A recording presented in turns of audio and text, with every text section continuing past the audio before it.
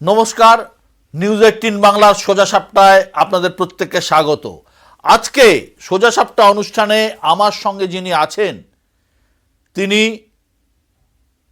এক সময় বাংলাদেশের পররাষ্ট্রমন্ত্রী ছিলেন, তথ্য সম্প্রচার মন্ত্রী ছিলেন এবং অত্যন্ত নামী ব্যক্তিত্ব ডক্টর হাসান মাহমুদ।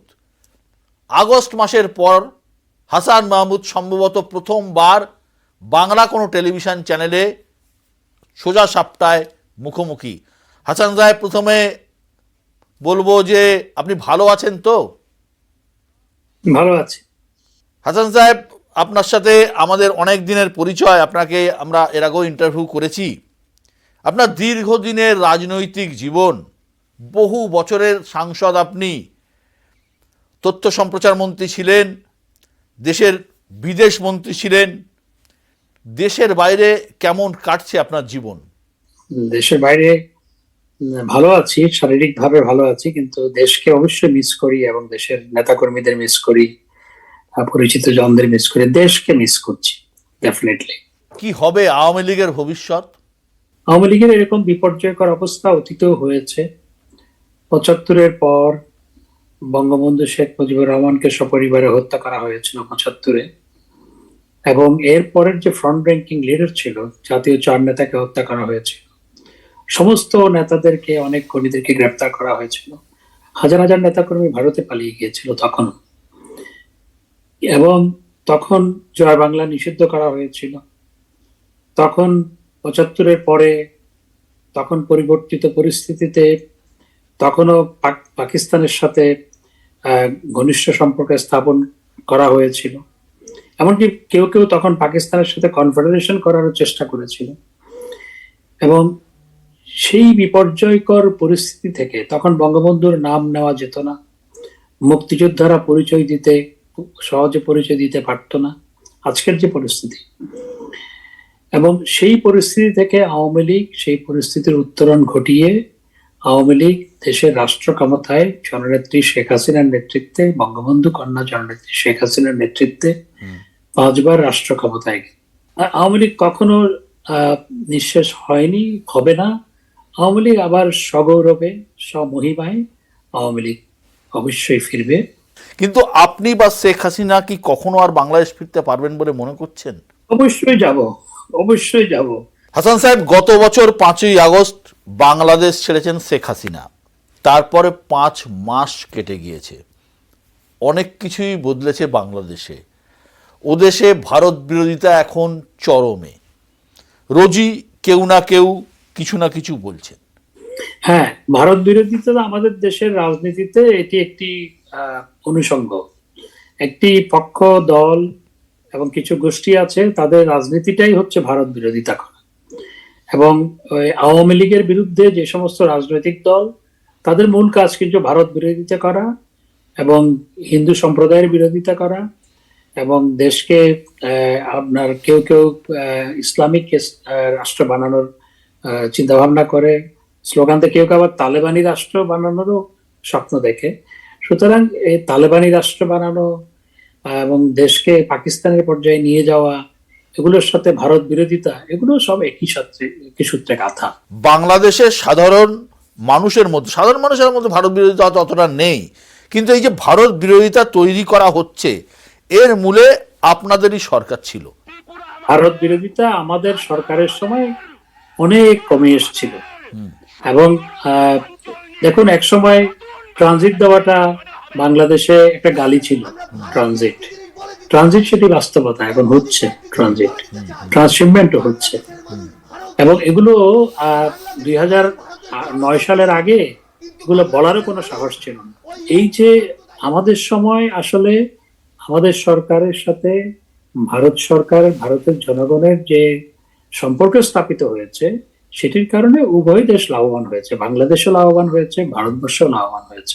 বাংলাদেশের প্রেস সচিব, ইউনুসের প্রেস সচিব বলছিলেন যে আপনারা চোরতন্ত্র ক্রাইম করেছিলেন, হাজার হাজার কোটি টাকা আপনারা বাংলাদেশ থেকে বিদেশে পাচার করেছেন, আপনিও তার মধ্যে আছেন বলেছেন, এবং শেখ ফ্যামিলি তাদের দুর্নীতির পাহাড় আছে, এবং আপনারাই বাংলাদেশকে অর্থনৈতিকভাবে শেষ করে দিয়েছেন। কোন সরকার যখন বিদায় নেয় আমাদের দেশে, তখন সেই সরকারের, বিদায়ী সরকারের নেতৃবৃন্দের বিরুদ্ধে তাদেরকে ডিসক্রেডিটেড করার একটা উপায় হচ্ছে তাদের বিরুদ্ধে দুর্নীতির অভিযোগ আনা এবং দুর্নীতি দমন কমিশনকে তাদের বিরুদ্ধে লাগিয়ে দেওয়া, যেটি এখন করা হয়েছে। তো দুর্নীতিতে 5 বার পরপর 5 বার চ্যাম্পিয়ন কখন হয়েছিল? যখন বিএনপি ক্ষমতায় ছিল। আমাদের সময় তো বাংলাদেশ দুর্নীতিতে পরপর 5 বার চ্যাম্পিয়ন হয় নাই। এবং অর্থনীতির অবস্থা বলছেন, অর্থনীতির অবস্থা হচ্ছে, এখন আমরা যখন ক্ষমতায় ছিলাম আমাদের গড় প্রবৃদ্ধির হার ছিল প্রায় 7%, 6.5% উপরে, 7%। এখন এই অর্থ বছরের প্রথম প্রান্তিকে প্রবৃদ্ধির হার 3%। তো অর্থনীতি এখন কোথায় গিয়ে দাঁড়িয়েছে? গত কয়েক মাসে আরো একটা বিষয় ঘটছে দেশে, সংখ্যালঘুদের ওপর অত্যাচার, মন্দিরে হামলা, হিন্দুদের বাড়িতে ভাঙচুর, লুটপাট। সরকারি স্তর থেকে তেমন কোনো কড়া বার্তা যাচ্ছে না, ফলে হামলাও থামছে না। আপনার কি মনে হয় যে এই হামলার নেপথ্যে কোথাও রাজনৈতিক যোগ আছে? মানে অতীতে আওয়ামী লীগের সাথে যেহেতু সংখ্যালঘুদের একটা সখ্য ছিল, সেই কারণে সংখ্যালঘুরা বেশি করে টার্গেট হচ্ছেন। দেখুন, বাংলাদেশ আওয়ামী লীগের নীতির কারণেই বাংলাদেশের ধর্মীয় সংখ্যালঘুদের 98% বাংলাদেশ আওয়ামী লীগকে সমর্থন করে কিংবা ভোট দেয়। কারণ আমাদের সেকুলার পলিটিক্স এর কারণে এবং ঐতিহাসিকভাবে আমরা, আমাদের নেতৃবৃন্দ সেকুলার, সেই সমস্ত কারণে, আমাদের পলিসির কারণে আমাদেরকে সংখ্যালঘু, সেটি শুধু হিন্দু সম্প্রদায় নয়, বৌদ্ধ, খ্রিস্টান বা অন্য সংখ্যালঘু যারা আছে তারা আমাদেরকে ভোট দেয়। তো কাউকে ভোট দেওয়া যদি অপরাধ হয়, সে কেমন দেশ, সে কেমন গণতন্ত্র, সে কেমন স্বাধীনতা? আমার প্রশ্ন সেটি, যে কাউকে সমর্থন করা যদি অপরাধ হয়, আওয়ামী লীগ সমর্থন করেছে বা করে, শুধু সংখ্যালঘু নয়, আওয়ামী লীগ সমর্থন করে বা করেছে, সেই কারণে মানুষকে ধরে পিটাচ্ছে, তাদের ঘরবাড়ি জ্বালিয়ে দেওয়া হচ্ছে, তাদেরকে ঝুলিয়ে পিটানো হচ্ছে, অনেককে ঝুলিয়ে পিটিয়ে হত্যা করেছে, এমন ঘটনা ঘটেছে আওয়ামী লীগ সমর্থন করার কারণে। আওয়ামী লীগ সমর্থন করার কারণে তাদের ব্যবসা বাণিজ্য দখল হয়ে গেছে, হয়ে যাচ্ছে, তাদেরকে ব্যবসা বাণিজ্য করতে দেওয়া হচ্ছে না। এই এই ধরনের, এগুলো তো যে সমস্ত দেশে, আপনার লিবিয়া, তারপর আফগানিস্তানও এরকম হচ্ছে কিনা আমার জানা নেই। আসলে এই ধরনের ঘটনা পৃথিবীর কোথাও ঘটছে কিনা আমার জানা নেই, যে একটি দল সমর্থন করার কারণে তাদের উপর এরকম নির্পীড়ন, নির্যাতন। আর আপনি সংখ্যালঘু সম্প্রদায়ের কথা বলছেন, যে কোনো কিছু হলেই আপনার সংখ্যালঘুদের উপর নির্যাতন এবং তাদের বাড়িঘরে হামলা, তাদের ব্যবসা বাণিজ্যে হামলা, অগ্নিসংযোগ। এটি তো কোনো সভ্য দেশে হতে পারে না, এটি কোনো সভ্য দেশে হওয়া উচিত। আপনি চিন্তা করতে পারেন না, আপনি চিন্তা করতে পারেন চিন্ময় প্রভুর জামিন যাতে কেউ চাইতে না পারে, কোন আইনজীবীকে দাঁড়াতে দেওয়া হয়নি প্রথম কয়েক সপ্তাহ, কোন আইনজীবীকে দাঁড়াতে দেওয়া হয়নি। আইনের সাহায্য নেওয়া, সেটি যে কোনো নাগরিকের একটি মৌলিক অধিকার, সংবিধান স্বীকৃত মৌলিক অধিকার। এবং কোন আইনজীবী যদি নাও দাঁড়ায়, তাহলে সেই ক্ষেত্রে রাষ্ট্রের দায়িত্ব হচ্ছে তার পক্ষে একজন আইনজীবী নিয়োগ করা। রাষ্ট্র কি সেটা করেছিল? করে নাই। তাহলে দেশটা কোথায়? প্রশ্নটা সেখানে। শফিকুল সাহেব বলছিলেন যে আপনাদের আমলে সব থেকে বেশি সংখ্যালঘুরা আক্রান্ত হয়েছে, হিন্দুদের জমি বেশি দখল করেছে আওয়ামী লীগের লোকেরাই। এগুলো সব ডাহা মিথ্যা কথা। এগুলো আপনি দেখুন, হিন্দু সম্প্রদায়কে জিজ্ঞেস করেন, ভাই তোমরা এখন কেমন আছো, আগে কেমন ছিল, তারাই উত্তর দিবে। সুতরাং এই যে প্রপাগান্ডা, এগুলো ডাহা মিথ্যা কথা। হিন্দু সম্প্রদায়ের জমি দখল করার জন্য একটা চক্র আছে, ওদের কোনো দল নাই, ওরা হচ্ছে দখলবাজ চক্র আছে, ওরা কোনো দলের না। এগুলো আমাদের সময়, আমরা সবসময় এগুলো যাতে না হয় সেজন্য আমরা সচেষ্ট ছিলাম। আপনি দেখুন আমাদের সময় কিভাবে পূজা মণ্ডপ পাহারা দেওয়া হয়েছে এবং হিন্দু সম্প্রদায় শান্তিতে কিভাবে পূজা অর্চনা করেছে এবং তাদের মধ্যে আপনার স্বস্তি ছিল। এখন তো একটা ভয়ের পরিবেশ, এখন তো কি যে ভয়ের পরিবেশ। আমার তো আমি তো অনেকের সাথে যোগাযোগ আছে, তারা ঘরে থাকে না ভয়ে, তারা টেলিফোন নাম্বার ব্যবহার করে না ভয়ে। কি যে ভয়ের পরিবেশ তৈরি করা হয়েছে দেশে। ইউনিস সরকার বলছেন যে আগে সংস্কারের কাজ হবে, তারপর নির্বাচন। আপনারা কি মনে করেন বাংলাদেশের যা বর্তমান পরিস্থিতি, তাহলে শান্তিপূর্ণভাবে নির্বাচন বা ক্ষমতা হস্তান্তর করা সম্ভব? দেখুন, ডক্টর ইউনূস সাহেবের প্রতি আমার যথাযথ সম্মান এবং শ্রদ্ধা রেখেই বলতে চাই, আমার ওনার প্রতি সবসময় সম্মান শ্রদ্ধা ছিল। ওনার সাথে আমার বহু আগে থেকে পরিচয় ছিল। আহ, এবং আমি ওনাকে সম্মান করি, শ্রদ্ধা করি। আমি সম্মান এবং শ্রদ্ধা রেখেই বলতে চাই যে সংস্কার একটি চলমান প্রক্রিয়া, এবং সংস্কার কতটুকু সংস্কার, কিসের সংস্কার, এগুলো চলমান প্রক্রিয়া। আর এই ক্ষেত্রে বিএনপিও বক্তব্য রেখেছে, তারা বলেছে যে সংস্কার নির্বাচিত প্রতিনিধিরা করবে, এবং আমি মনে করি যে সংস্কার করার মূল কাজ হচ্ছে নির্বাচিত প্রতিনিধিদের হাতে। আমি মনে করি সহসা নির্বাচন দিয়ে নির্বাচিত প্রতিনিধিদের কাছে ক্ষমতা হস্তান্তর করে তারপর সংস্কার কাজটা এগিয়ে নিয়ে যাওয়া যায়। হ্যাঁ, সংস্কারের একটা রোড ম্যাপ তারা সাজেস্ট করতে পারে, অফকোর্স তারা সংস্কারের একটা রোড ম্যাপ সাজেস্ট করতে পারে, এবং এটি কতটুকু গ্রহণ করা হবে না হবে, কতটুকু করা যাবে, কতদিনে করা যাবে, সেই কাজটি নির্বাচিত প্রতিনিধিদের কাজ।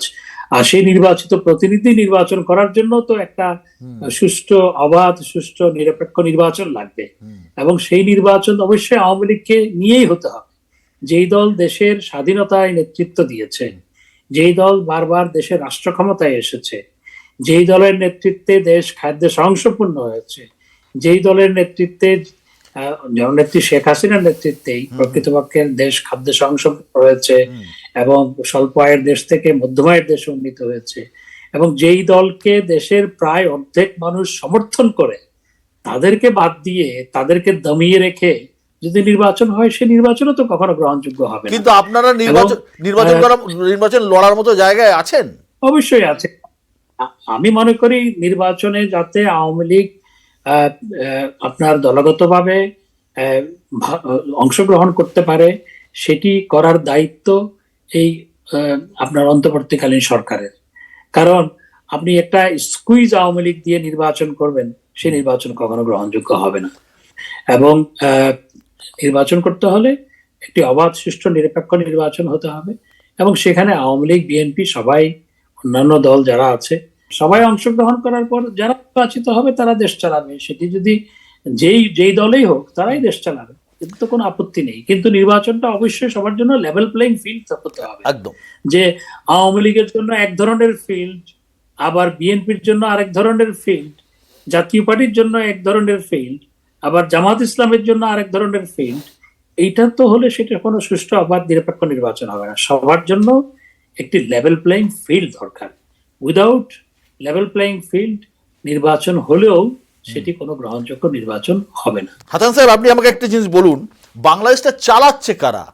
জামাত, বিএনপি, ছাত্রনেতা, ইউনূস সাহেব, এই অন্তর্বর্তী কি মানে কিভাবে চলছে? আসল ক্ষমতা কারাতে? ইউনূস সাহেব কি সত্যি চালাচ্ছেন, নাকি পেছন থেকে অন্য কোনো শক্তি কাজ করছে? It's $1 million question.